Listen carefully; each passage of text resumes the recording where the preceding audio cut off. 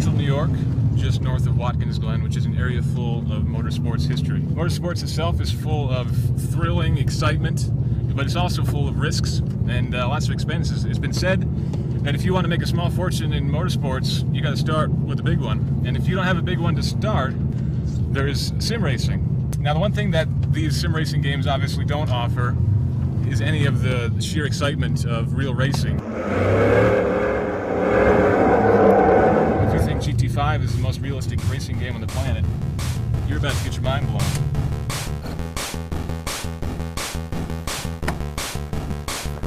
All right.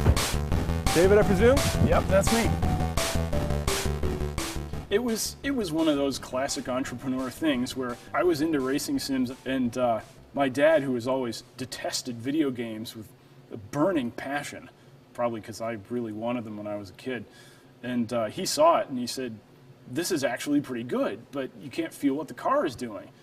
Basically, we just designed the machine and said, "We'll see what happens." So this is the 401CR, This yes? is the 401CR, yes. So we've got basically, what, 2 PCs in here? 2 PCs in there. One of them controls the simulator itself, Yeah. and one of them does the game. What kind of specs are you talking about in the gaming rig? Core i7 and pretty good ATI video card. We're using Ifinity. The computer's built in, it's like a big case? It's kind of like the world's ultimate case mod. So this actually spins around 360, It spins correct? around more than 360. It spins around as much as you want. So we have internet access in there via Aurelius print server, actually. Print server, Yes, a print server. There actually is not a printer on there, but it turns out it works anyway. Sound system, there's a Logitech Z5500 in there. Now cars vibrate a lot, which means that this has to vibrate a lot to give that sensation. What about the computers inside? Do you have to worry about shock mounting or anything like that? We don't really shock mount. We have SSDs in there. Okay. There isn't a whole lot of high frequency that gets down there.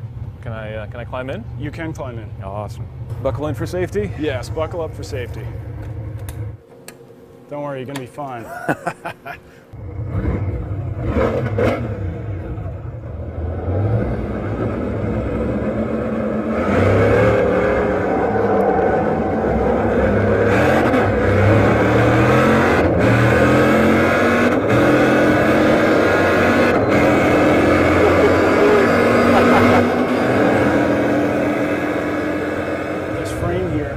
There's actually 6 of these tubes, so that thing is rigid in every direction. Even though it looks like they could wobble around, they can't because of the arrangement. The biggest thing, if you want to get high performance out of it, you got to keep the weight down, you got to keep the inertial moment down so that you can rotate this thing quickly.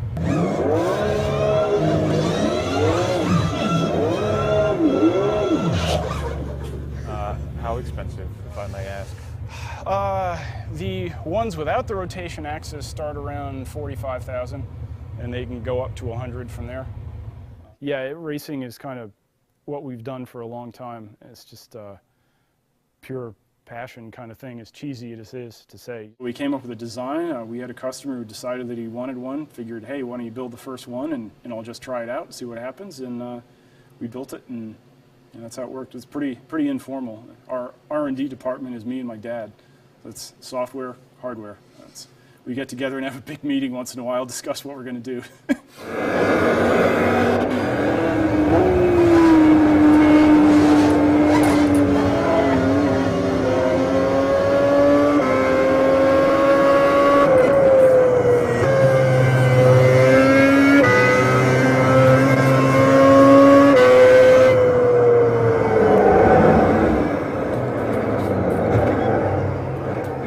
That is quite a rush. It's a very different experience, obviously, from when you're sitting in your office chair doing this. It's dizzying, it's disorienting, you're getting shaken around, the screens are moving in front of you.